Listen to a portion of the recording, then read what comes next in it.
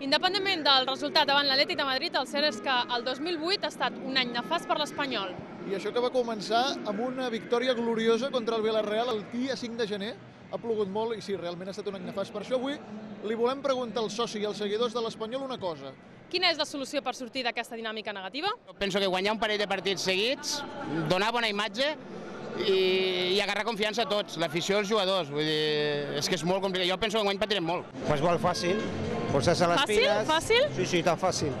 Posar-se les piles, com s'està posant a l'equip des de fa 2 partits, i aquesta nova dinàmica segurament sortirem endavant. Fitxar potser un mig centro que ens doni una mica més de joc, perquè el tindre de la penya lesionat i temut d'això, vull dir, perquè a davant jo crec que estem bastant bé, el que passa que a mig camp és que no estem jugant molts partits sense mig camp. Doncs és ben fàcil que s'acabi aquest 2008 ja d'una santa vegada, perquè vaya any. És l'additiva que no m'agrada ni un pèl, m'entens?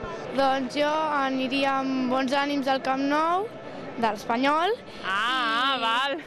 I doncs a veure si s'animen una mica i són més bons. L'única solució que n'hi ha és guanyar partits i res més. Jo crec que amb el Manent tindrà una bona dinàmica i sortiran de l'atac i guanyarem. El 2009 serà millor, no, doncs? Jo crec que sí, totalment.